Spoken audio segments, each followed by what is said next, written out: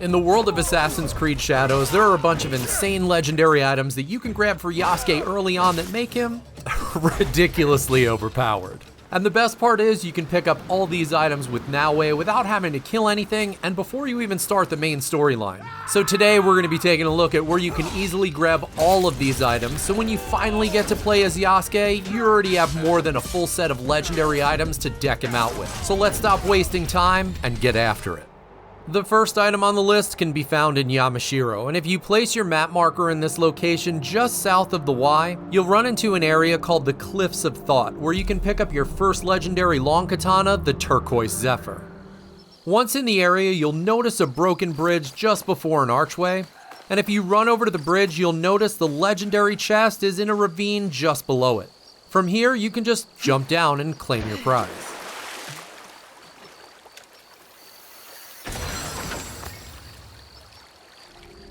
The Turquoise Zephyr has a great perk for those of you who are working towards a parry build, since successful parries will push back any enemy that's surrounding you.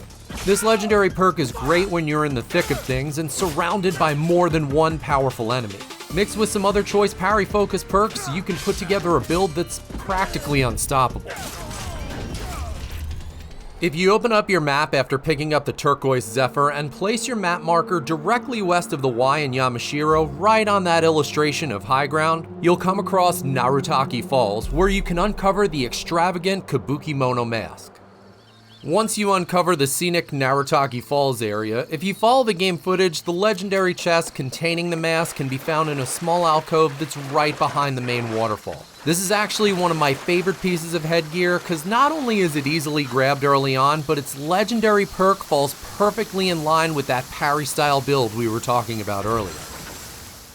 The perk that comes along with this mask automatically performs a weak point attack on a successful parry, and when combined with the Turquoise Zephyr that you just picked up, it gives you the ability to finish off one enemy at a time with weak point attacks, all while pushing the rest that are surrounding you back. And as far as builds go, if you add additional perks like maybe the one from the Protector's Helmet, which allows you to deal damage to everyone surrounding you when you parry, as a weapon and armor combo goes, this one is a win-win for sure. The next closest legendary item can be found by placing your map marker just to the northwest of Narutaki Falls and just to the south of the river, where you'll uncover a shrine that's hiding an amulet to add to your collection. Once you reach the shrine, you'll notice a small waterfall area, and just to the right of the falls will be an opening in the cliff just beyond a small body of water, and the legendary chest can be found right inside the opening, where you can pop the top and grab the amulet. For those of you who enjoy ranged weapons, this amulet's primary perk actually adds 15% to all stats when you have a ranged weapon equipped. The next legendary item is a little bit of a hike from the shrine, but it's completely worth it, since the item you'll be adding to your collection is a Naginata. If you open up your map and go northwest to the shoreline, you can place your map marker right at the bend where the small peninsula starts. Once you get in the area, you'll notice a small shrine that's set near the shore, and right behind the shrine you can pick up the legendary Naginata, the Lengthened Horizon.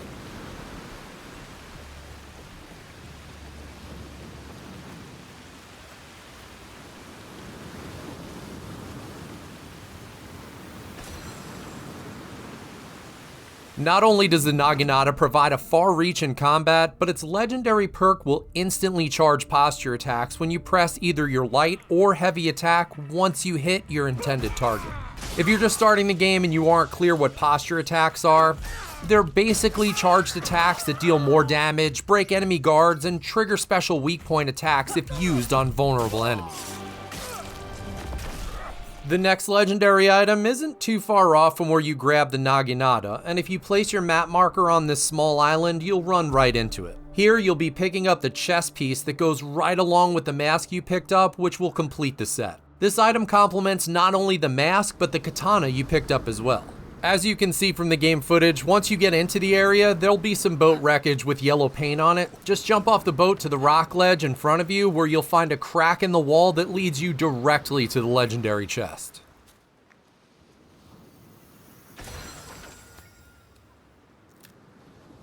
This particular legendary chest piece grants you 100% of an adrenaline chunk on weak point attacks, which works perfectly with the mask, since every time you perform a parry, you'll automatically perform a weak point attack, meaning you'll almost never run out of adrenaline. So not only are you grabbing a whole bunch of legendary items as ground loot, but you'll have the perfect starting framework for an epic parry build.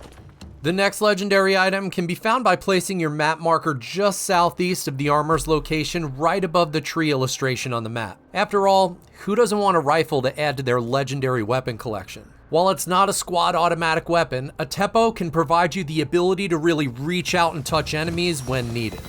When you finally get to the area, you'll come across the Namakiri Fudosan Shrine. I'm not sure if I'm pronouncing any of these locations correctly, but I'll do my best to sound them out like I'm in kindergarten. All that being said, if you climb up the rock face just behind the statue, you'll come across the legendary chest containing the Cascading Fear Teppo.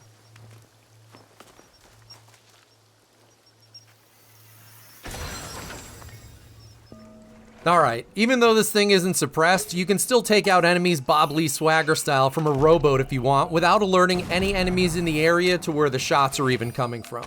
The legendary perk on this Teppo instantly kills enemies that are below 25% health when performing headshots, which is useful during combo swaps once you unlock them in your mastery tree. The next legendary we're going to grab is about a 9 iron away from the Teppo location, and if you move your map marker just to the northeast in this general area, you'll run into a location where you can pick up your first Kanabo, which is an interesting anti-armor weapon used in feudal Japan. Once in the area, you'll come across a location called the Grave of Buried Hopes, and like many other shrine-type areas you've already come across, the legendary chest can be located behind the main structure after following the path that leads all the way up the hill. Once you get up top and open the chest, you'll pick up the Rage of the Red Mist Kanabo. And as weapons go, this one is another useful tool if you just want to tank your way through castles using endless special abilities. The primary perk on this particular Kanabo grants you 100% of an adrenaline chunk after you break through an enemy's armor, which with a weapon that's designed to break armor and cause vulnerability, it happens quite often. So as soon as your abilities finish cooling, you can just keep using them and filling your adrenaline back up with reckless abandon.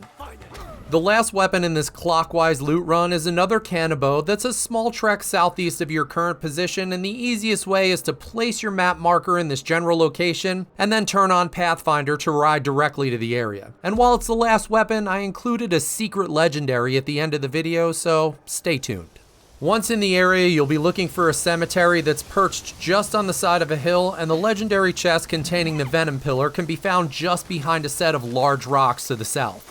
And since it's just ground loot, you can pick it up and be on your merry way. The Venom Pillar's perk is pretty self-explanatory, since all you need to do is alternate your heavy and light attacks on enemies to instantly charge your posture attacks. As promised, to polish off this almost never-ending loot run, we're gonna head off to grab a secret legendary item just for fun, and since you stuck around until the end. If you open up your map and you place your map marker right in this area of this large island, it'll lead you to the jump-off point for the secret legendary location. The fastest way to the area is obviously by boat, and if you just hit the nearby shoreline, you're bound to find one you can use near civilization to boost your way to the island. If you placed your map marker correctly, as you near the island, you'll notice a bonfire on shore where you can dock your boat. From here, you can jump off the boat and jog over to the right side of the bonfire down by the water's edge. As you follow the game footage, you'll need to jump into the water about 15 meters from the bonfire and swim down until you see an underwater cave opening. Since it's a pretty long swim, make sure you do it quickly since the legendary chest is quite a ways in.